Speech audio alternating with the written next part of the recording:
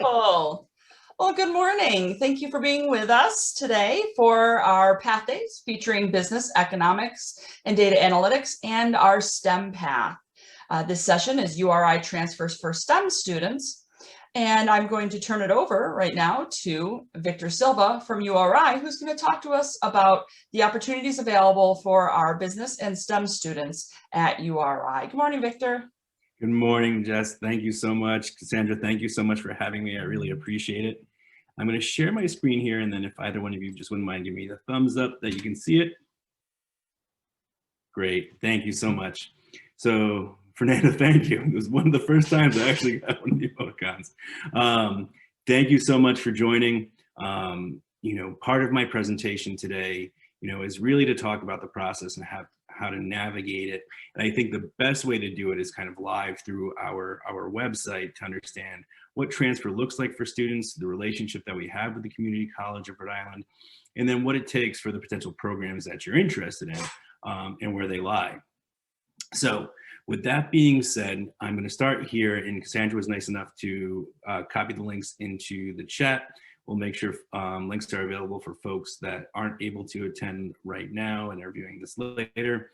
But from our URI website, we're going to talk about the logistics of transferring. So what does that mean for you, and when can that happen, and at what point, or what the process looks like depending upon the point that you're in your academic career.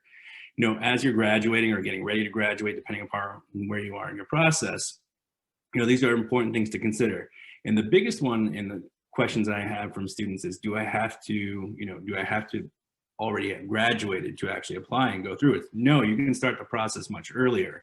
And that's actually a lot more helpful for you to make sure that your transfer is as smooth as possible. So from our main website, I'm going to click on the admissions link here. And we do have a specific transfer admissions page. So you navigate that to there from this page by going to undergraduate admission.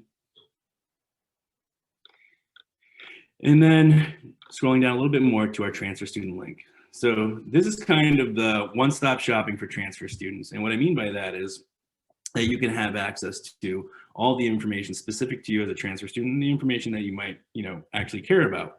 So usually is, what's the application process, any merit scholarships or, financial assistance, and then from there, transferable credit. On this page, as you scroll down, some basic information to consider. We do have deadlines for our semesters. So our spring semester typically is January 10th. I know it seems a little bit late, but we do that because some students are finishing just their first term and transferring over. And then our fall semester deadline is July 27th. So again, still plenty of time if you're thinking for fall, but it doesn't hurt to start the process now. We are on the transfer common application. So if you haven't filled out a common app before, you would click on this link of the folks scuba diving, gives you some information, click on it again, and you'll be taken to the common application page, and you'll be clicking on the apply for transfer link. So that's important to note as far as how to get started. That's kind of the big one. And then what's actually required of you in this particular presentation. There's a variety of ranges of requirements. Our business programs and our engineering programs are considered competitive programs and have different prerequisites than our economics program, our data analytics program, or maybe even some of our science and math programs. So the first thing I'll show you is the general transfer requirements. So again, we do this on a credit to GPA ratio. So if you have less than 24 credits, you need a minimum of 2.8. This is general admission standards, and meet the freshman requirements. So having the appropriate units from your high school. Attempted at least 24 credits, but do not have an associate's degree, the GPA drops down to a 2.5 for minimum consideration. And again, those requirements from your high school background.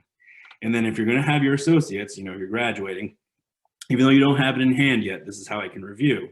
It would be a minimum of a 2.4, and you do not have to submit your official, you don't have to submit your high school transcripts. So add an associate's or higher, no high school documents required for the decision. And that's even for our competitive programs too. So that stays consistent. So students will ask, what about a letter of recommendation? What about an essay? Those are not required in the transfer common application. However, your application is a digital version of you, right? And you want to show yourself in the best light as possible. So anything that you have and you're proud of, additional certifications, maybe through one of your programs, you are more than welcome to submit, and I will review and consider it as part of your file and your decision. So again, just because it's not required doesn't mean you can't submit it. And maybe, it can help sway in one direction or another. If you're close on the admissions requirements, maybe it's something that gets you over the edge.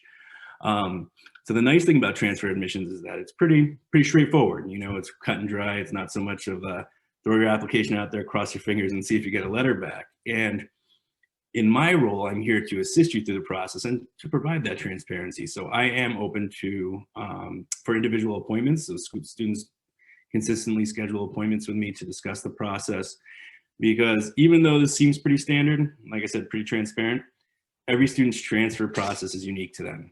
So, you'll have specific questions about your background, transferable credit, and those kinds of things, and I'm happy to answer those for you. So again, kind of a general rundown of what the process might be. Now, I will do this briefly, but I want to note this section here, the competitive program requirements, specifically, for business programs and our College of Engineering. The College of Business ends up being a little bit more rigid in their requirements.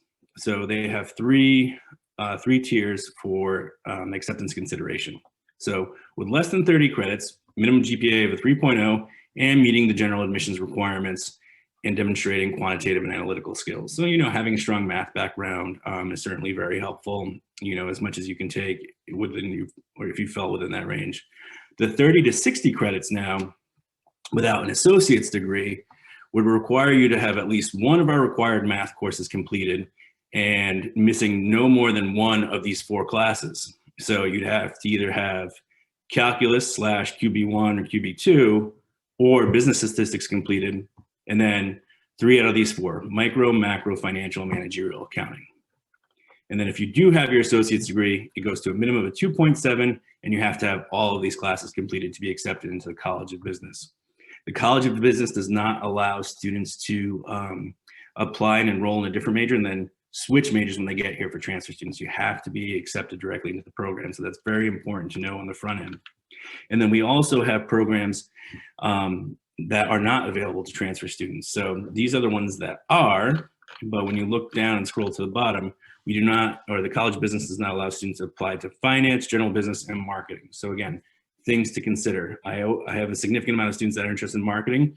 A nice pairing for that goes outside of the College of Business, and students go into our communication studies program and take a business minor. And that's usually where they are actually pretty pleased with the course offerings and find, that it might have been just as good a route as going through marketing, if not better for them and what they were looking to do.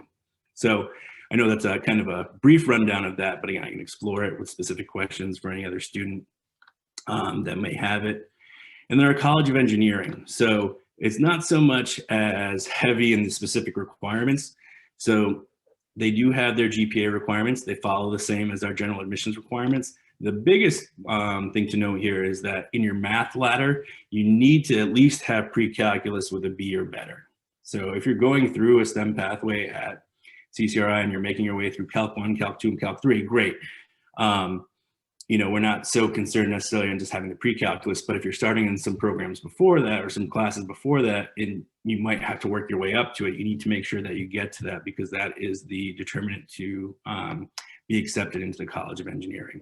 Engineering is more flexible, where you could start in another major. You could actually go into a track called wanting engineering when you enroll, to make sure that you're taking the classes to get you up, to take the prerequisites to make sure that you're eligible for the College of Engineering, and you work with the Assistant Dean of Engineering to do that. So at least there's a little bit more flexibility.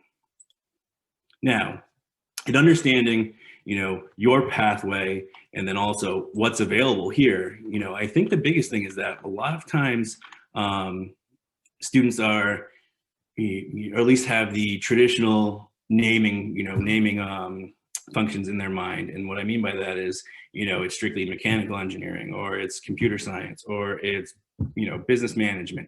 You might be, you might find something that you actually want to do, but it's hidden within, I say hidden, but it's not explicit in the title of the actual program, but the components of that are there. So what I encourage you to do, from the same page, we have a link to our academic majors, and this will list it out alphabetically for you. So you can actually go through, kind of class major by major here to see, what's available to you. And even if off the, right off the top of your head, I want to be a computer engineer, and that's the major I want, go and see what, what the specific program has for you, the curriculum, the other courses that you'd be taking, because you're going through a 100 level, 200 level class, and you're going to be transitioning into 300, 400 level classes. So they're a little bit more in depth. They might be taking on advanced theory. So it's worth taking a peek at what that means for you. And again, everything is listed alphabetically here. For the sake of example and time, I'm just going to pull up chemical engineering since it's here. But all of these sub menus and subfields are organized the same way. So you'll get an understanding of what the actual degree is.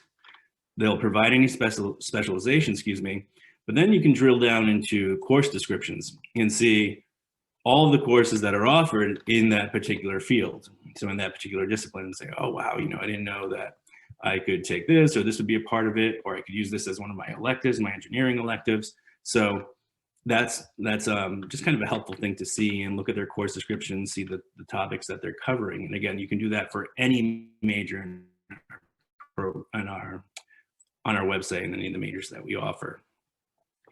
The biggest thing too is that I'm giving you a lot of information. You're like, well, how do I navigate this? Once I get there, you're actually going to have an academic advisor assigned to you from your college. So if it's College of Engineering, if it's the College of Arts and Sciences, where economics, data analytics live, and they help you. Initially, you can't register without them, but then moving forward, they help you navigate the path to make sure that you're, following your degree program for a timely graduation, and also being able to do all those other things you might be interested in. And I call them the experiential components of your degree, right?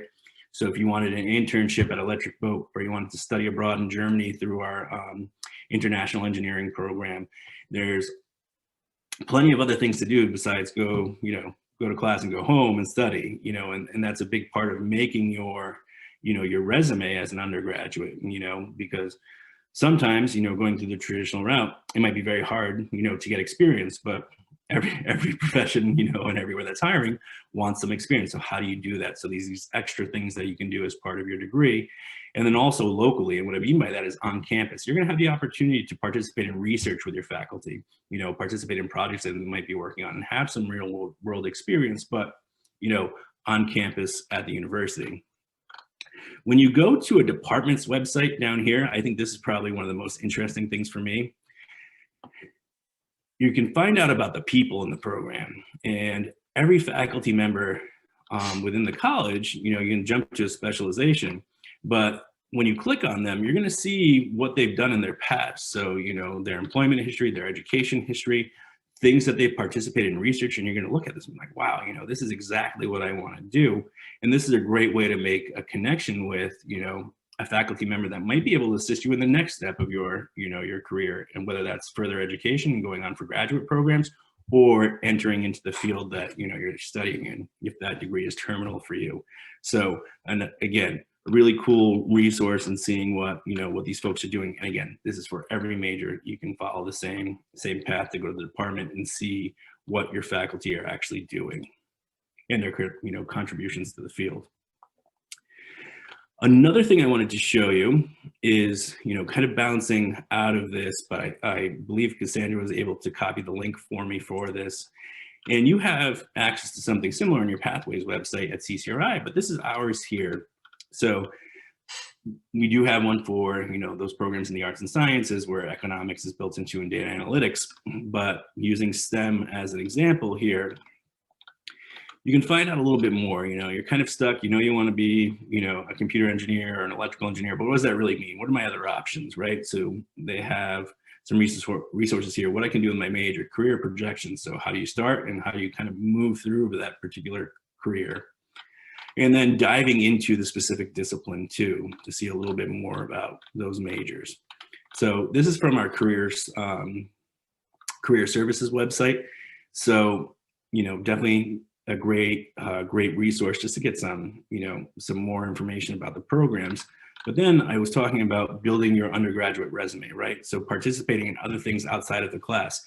We have clubs and organizations, they're national student organizations too, some are just for URI, but that you could participate in to give you some experience. And they'll do different things. They might take site visits, you know, they might work on extra projects. They might be given, you know, a real life project with one of the firms in the state, you know, that they might have a relationship with. So Society for Women in Computing, RAM-Hack, Seeds of Success, jumping to the other side, National Society of Black Engineers, American Society of Civil Engineers. So a lot of different options here for you. And again, that's building your resume and adding a credential to not just your transcript and being able to have that when you graduate, but doing some more things outside of the classroom. And now, for the sake of time, I do want to jump to one more thing. And part of that was the understanding how your credits actually work. So whenever you pull up a search engine, you know, however you do it, you pick. But if you type in URI TES, this is actually available on the CCRI registrar's website as well. But for, we have our version. And if you type in URI TES, you're going to get something that seems kind of nondescript, but it's this TES Public View Management 01 College Source. So I mentioned we have a great relationship with the Community College of Rhode Island. Most of our transfer students are from the Community College of Rhode Island. We received a significant amount through either the Joint Admissions Program or through traditional transfer, which, you know, I'm responsible for. And because of that, we've tried to make things as easy as possible for students so they can see how their credits actually come over. So we have an articulation agreement with the Community College of Rhode Island. And what we've done is we've gone through almost every single class that, you know, CCRI offers and provided either equivalent or, you know, saying that there's no equivalent, you know, but to give an idea of a student, what they're taking and how that will transfer over and what that means for them moving forward. So how many classes have I completed towards my degree? How many are left? So you can go through here, and especially when I was talking about those prerequisites for business, I know I'm jumping around in ideas a little bit, but since it's at the top here, I told you in the 30 to 60 credit marker, if you're going to have your associate's degree, you need to have all those prerequisites done. Here are two of them right here. So you know that you would need to have accounting 1010 done and accounting 1020. Those were the accounting 1 and 2, financial managerial accounting. And then Victor said, oh, you know, econ was the next one. So what were my econ options? You scroll through, it's alphabetical. My computer's a little slow, bear with me. So when you go through and you get to economics, you know that econ 2030 and econ 2040 are the other classes that you need for the business core requirements. And to stick with my example, I'm going to cheat a little bit because I know it's around page 10, going into those math requirements. I said business statistics and calculus or QBA 1 and 2. So you can come into here and see what the courses are at CCRI, like I mentioned, and then find the equivalents to make sure that you're taking the prereqs that you need. So for instance, the statistics, the business statistics would be math 1240. And then, you know, if you were looking at the calculus, depending upon, you know, how you did in your accuplacer, excuse me, and what you know, what you're eligible to take, you could say, okay, we're going to the appropriate side here. So calculus, math 2141 is our math 141. You know that that's the right course to take. But again, these are things that can help you navigate through the process. Any transfer student who applies to the university can be considered for merit scholarships, and those are scholarships from admission.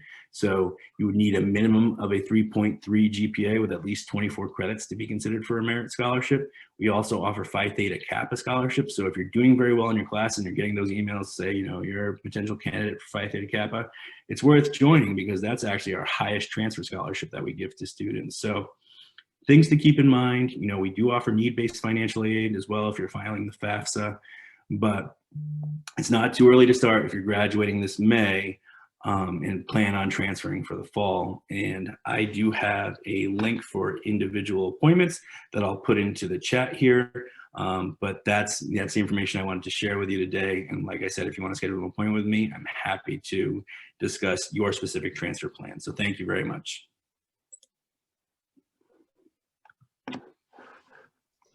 Thank you very much, Victor. We do have a few minutes for some questions, or if anyone wants to let us know what they're considering transferring to URI in, we can give you a little bit of help or let you know some things that you might want to look at on the website.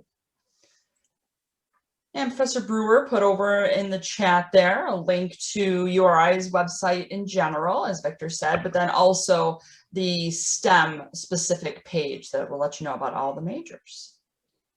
So we'll wait just one moment. See if there's any questions. And feel free to take yourself off of mute or go ahead and type it in the chat if you have any questions.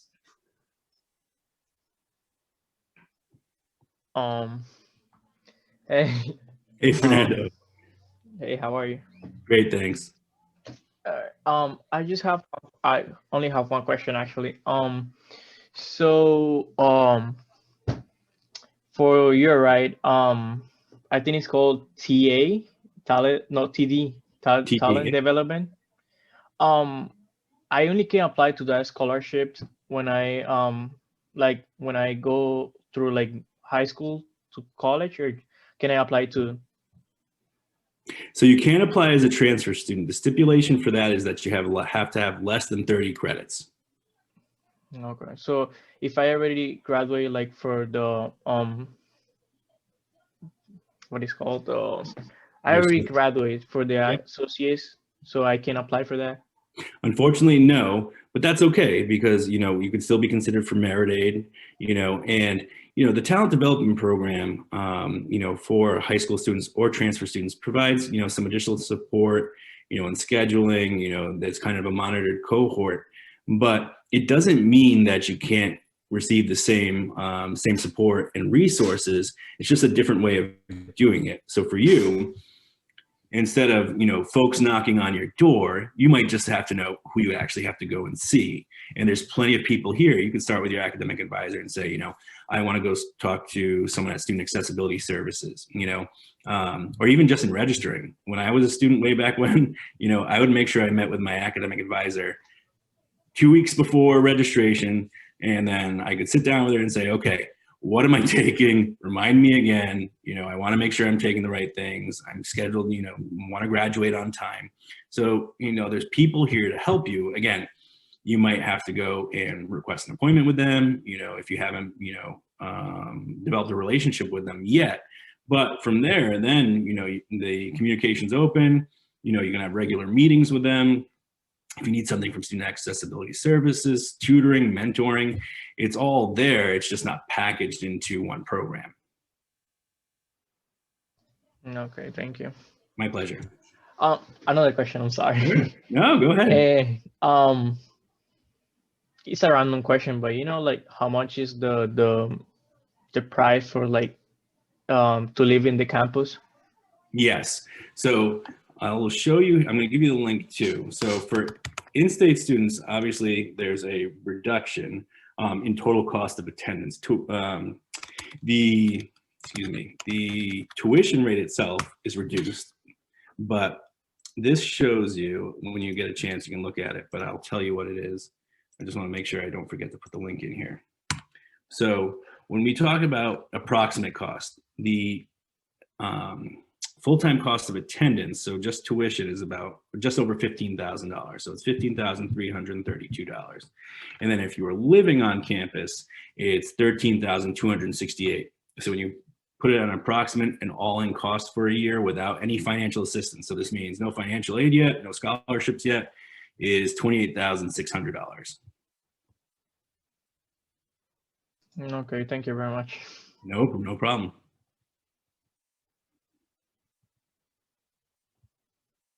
I think you're on mute, Jess.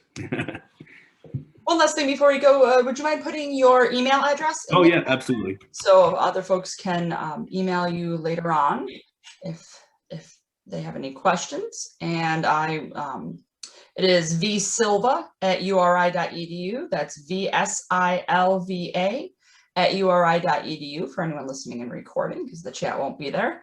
But I want to thank you very much, Victor, for being here with us today. And thank you, Lester and Fernando, for joining us.